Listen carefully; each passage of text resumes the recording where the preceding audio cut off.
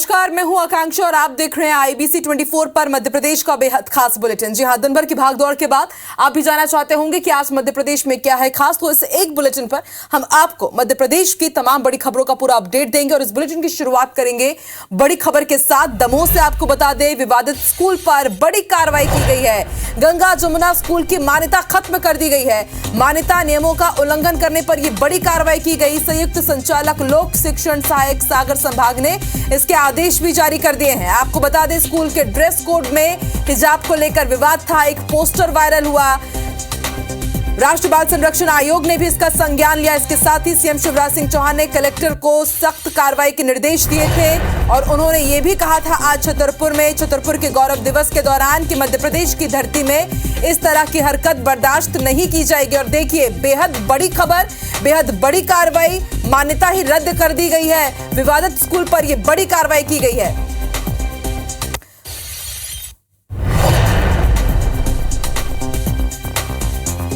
विवादित स्कूल पर बड़ी कार्रवाई। दमोह के गंगा जमुना स्कूल की मान्यता ही खत्म कर दी गई है। मान्यता नियमों का उल्लंघन करने पर यह बड़ी कार्रवाई की गई है। संभागीय संयुक्त संचालक एजुकेशन ने इसके आदेश भी जारी कर दिए हैं। आपको बता दें, इससे पहले गृह मंत्री नरोत्तम मिश्रा, मध्य प्रदेश के मुखिया सीएम शिवराज सिंह चौहान ने भी इस पूरे मामले पर संज्ञान लिया था। और विवेक पटैया हमारे साथ जुड़ चुके हैं। विवेक, विवादित स्कूल पर बड़ी कार्रवाई, मान्यता तो खत्म कर दी गई है, लेकिन बड़ा सवाल ये कि वहां पर जो बच्चे छात्र पढ़ रहे हैं उनके भविष्य का क्या होगा, इसको लेकर के आदेश में कुछ है क्या?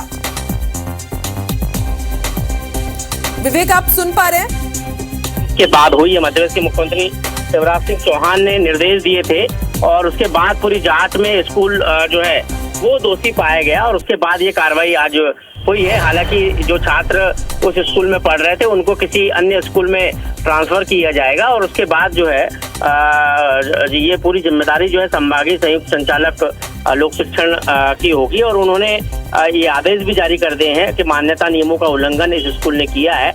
और आज मुख्यमंत्री ने छतरपुर की सभा में भी जिक्र किया था कि कोई भी स्कूल इस तरह की गतिविधि संचालित करेगा तो मध्य प्रदेश में स्कूल नहीं चला पाएगा। और उसके बाद ये जो कार्रवाई, बड़ी कार्रवाई आज हुई है।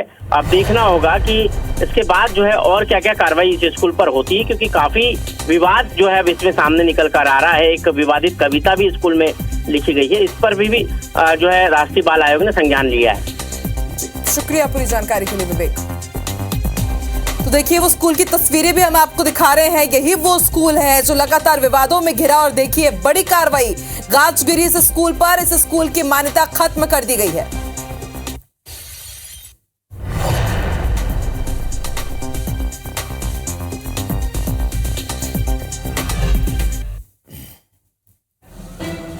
दमोह के गंगा जमुना स्कूल के हिजाब मामले में नया मोड़ आ गया है। स्कूल प्रबंधन ने स्कार्फ पर आपत्ति के बाद ड्रेस कोड में बदलाव किया है। इसमें दुपट्टा पहनना स्वैच्छिक है। स्कूल संचालक मोहम्मद इदरीस ने सफाई भी दी। उन्होंने कहा कि स्कूल में शिक्षा और डिग्री के आधार पर नौकरी दी जाती है, न कि धर्म के आधार पर। मुख्यमंत्री को पत्र लिखकर मापदंडों के पालन का भरोसा भी दिया गया है। अगर किसी की भावनाओं को ठेस पहुँचा है तो उसके लिए हम खेद व्यक्त करते हैं। सरकार ने जांच कमेटी बिठा दी है। वहीं एनसीपीसीआर ने मोहम्मद इदरीस पर झूठ फैलाने का आरोप लगाया। अध्यक्ष प्रियंका कानूनगो ने कहा कि वो स्कार्फ नहीं हिजाब था। कानूनगो ने दीवार की पुताई करा सबूत मिटाने का भी आरोप लगाया है। वहीं कलेक्टर जांच के बाद कार्रवाई की बात कह रहे हैं। इसकी सख्त कार्रवाई करने के निर्देश थे, इसलिए हमने एक जांच कमेटी गठित करी थी। जांच अभी चालू हुई है और जांच में जो भी बिंदु आते हैं और ऐसी परिस्थितियां क्यों उत्पन्न हुई उस पर कार्रवाई भी होगी। हिजाब मामले में एनसीपीसीआर ने दमोह एसपी को नोटिस जारी किया है, जिसमें स्कूल की दीवारों पर आपत्तिजनक धार्मिक पहचान का जिक्र है, जिसे पुताई कर मिटाया जा रहा है। तो देखिए, इस विवादित स्कूल की मान्यता खत्म कर दी गई है, लेकिन बड़ा सवाल कि इस स्कूल में पढ़ने वाले छात्रों के भविष्य का क्या होगा, क्या उन्हें किसी दूसरे स्कूल में शिफ्ट किया जाता है, ये वो तमाम सवाल हैं जिनके जवाब आना अभी बाकी है। चलिए आगे बढ़ते हैं, रुक करते हैं आज की सबसे बड़ी खबर का। तो भोपाल के इतिहास और नवाब को लेकर एक नया विवाद शुरू हो गया है। गुरुवार को भोपाल के गौरव दिवस कार्यक्रम में शामिल होने आए लेखक और गीतकार मनोज मुंतशिर ने भोपाल के अंतिम नवाब हमीदुल्लाह खां को आतंकवादी करार दिया और एक नया विवाद सुलगा दिया। कई बीजेपी नेता भी भोपाल में नवाब से जुड़ी यादों को हटाने की मांग कर रहे हैं। वहीं भोपाल हिस्ट्री फोरम ने इसे नवाब का अपमान बताते हुए मोर्चा खोल दिया है। रिपोर्ट देखिए।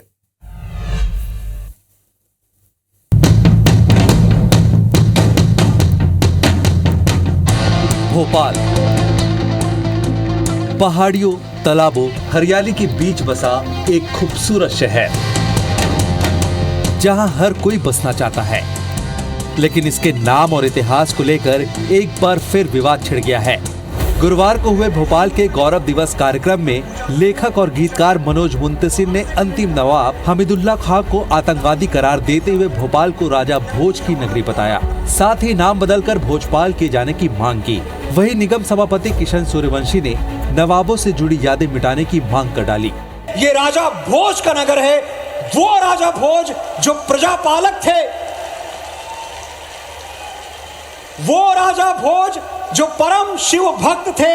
आज मध्य प्रदेश पर शिव का राज है। भोपाल का नाम बदलकर भोजपाल अब नहीं होगा तो कब होगा? नवाब हमीदुल्लाह के इतिहास की जब चर्चा पूरे शहर में हो रही है कि नवाब हमीदुल्लाह ने भोपाल रियासत को पाकिस्तान में शामिल करने की बात कही, उस हमीदुल्लाह का नाम नहीं होना चाहिए जिसने भोपाल की आज़ादी का विरोध किया और भोपाल को पाकिस्तान में शामिल करने की बात कही। भोपाल में नवाबों ने करीब 300 साल शासन किया। 1723 में रानी कमलापति की जल समाधि के बाद भोपाल में नवाबी शासन आया।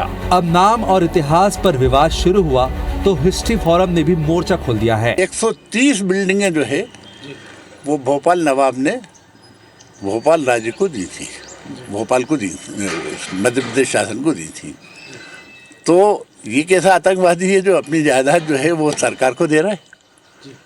हिस्ट्री को पढ़िए, हिस्ट्री को इधर उधर तक मत फैलाइएगा। मौका तो भोपाल के गौरव दिवस का है, लेकिन भोपाल की स्वतंत्रता दिवस पर एक नए विवाद ने जन्म ले लिया है। नवाबों के नामो निशान मिटाने को कांग्रेस बीजेपी की साजिश बता रही है, तो वहीं बीजेपी इस पहल का स्वागत कर रही है कि जब हमीदुल्लाह खान का भोपाल में कोई कंट्रीब्यूशन नहीं है, हमारी संस्कृति संस्कार जो थे, हमारी जो परंपराएं थी वो हमारे पास लौटनी चाहिए। ऐसे में इसका नामकरण यदि चेंज होता है, बदलता है ऐसे स्थानों का जो उनके नामों के साथ जुड़े हुए हैं, तो अपने आप में स्वागत योग्य परंपरा होगी। सैकड़ों रियासतों का भारत में विलय हुआ था, उसी प्रक्रिया के तहत बिना किसी विवाद के भोपाल का भी विलय भारत के अंदर हुआ था। इसलिए भाजपा के नेता अपनी राजनीतिक साजिश के तहत भ्रम फैला रहे हैं, झूठ फैला रहे हैं, ताकि जनता के मुख्य मुद्दों पर चर्चा ना हो। सवाल ये है कि भोपाल को राजा भोज ने बसाया, रानी कमलापति ने बसाया या फिर नवाबों ने?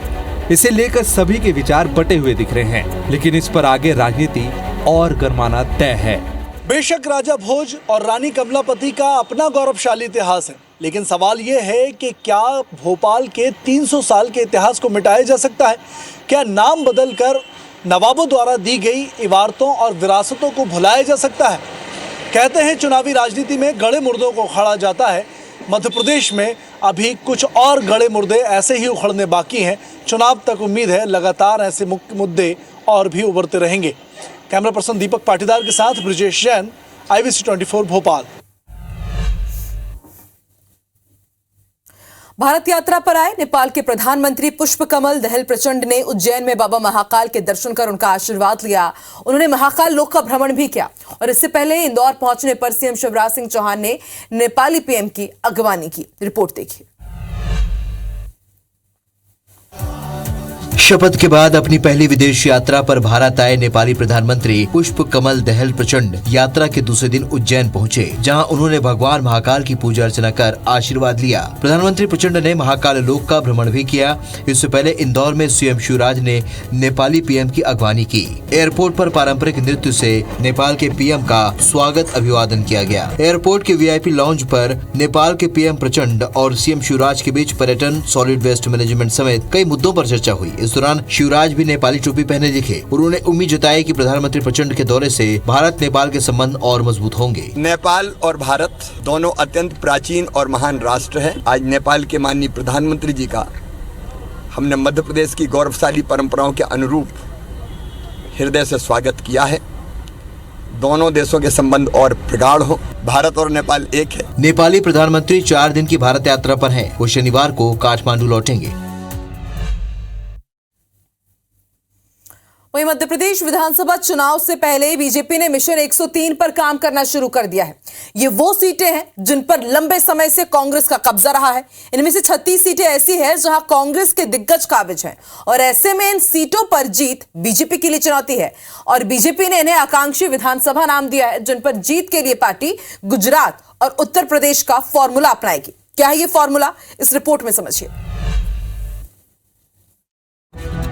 चुनावी मोड पर आ चुकी बीजेपी ने मध्य प्रदेश में 103 ऐसी सीटें चिन्हित की हैं जिन पर उसे 2018 और 2020 के उपचुनाव में हार मिली थी। इन सीटों पर जीत के लिए बीजेपी खास रणनीति अपना रही है। 36 सीटें ऐसी हैं जिन पर बीजेपी या तो कभी जीती ही नहीं या लंबे समय से जीत नहीं पाई है। इनमें कमलनाथ, डॉक्टर गोविंद सिंह, राघवगढ़, कसरावद जैसी सीटें शामिल है। बीजेपी इन सीटों पर 3-3 प्रभारी नियुक्त करने के साथ ही केंद्रीय नेताओं को जिम्मेदारी देने की तैयारी में। भारतीय जनता पार्टी अपनी प्रणाली, अपनी प्रक्रिया से चलती है।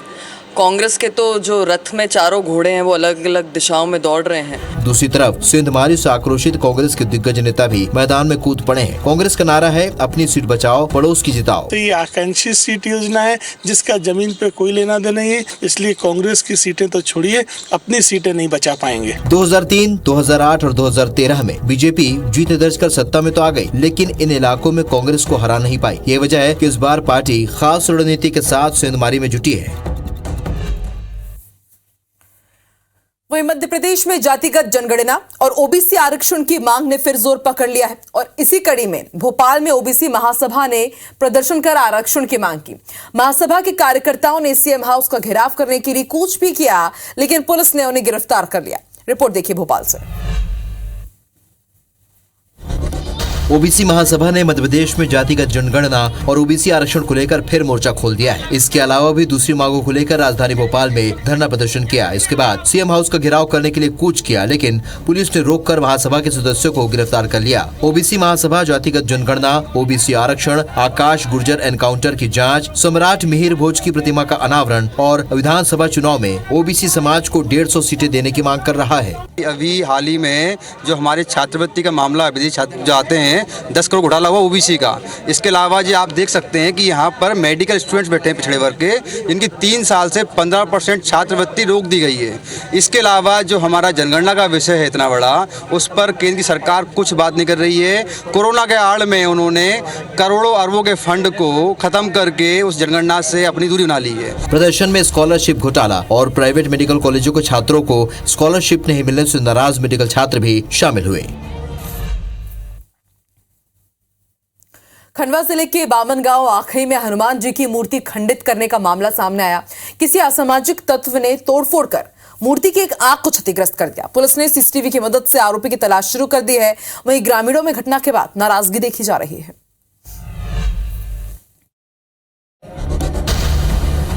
खंडवा के बामनगांव आखई में हनुमान जी की ये वही मूर्ति है जिसे किसी असामाजिक तत्व ने खंडित कर दिया। बदमाश ने मूर्ति की एक आंख को क्षतिग्रस्त किया है। शुक्रवार सुबह ग्रामीण पूजा करने मंदिर पहुंचे थे, तभी उन्हें मूर्ति के खंडित होने का पता चला। खबर फैलते ही मंदिर में गांव वालों की भीड़ लग गई। ग्रामीणों ने फौरन पुलिस को इसकी सूचना दी। पुलिस को आशंका है कि यह हरकत शराबी किस्म के लोगों की हो सकती है। बामनगांव में जो गांव में स्थित मंदिर है, वहाँ पर यह सूचना मिली थी। मौके पर जाकर के देखा तो एक मूर्ति में कुछ क्षति पाई गई कि ये किसी संभवतः किसी शराबी टाइप के शरारती या असामाजिक तत्व द्वारा ये हरकत प्रथम दृष्टया समझ में आ रही है। प्रकरण पंजीबद्ध किया गया है और उस अज्ञात आरोपी की तलाश की जा रही है। खंडवा पुलिस आरोपी के सुराग के लिए गांव में लगे सीसीटीवी के फुटेज खंगाल रही है। ग्रामीणों की नाराजगी को देखते हुए पुलिस ने जल्द ही आरोपी की गिरफ्तारी का भरोसा दिया है।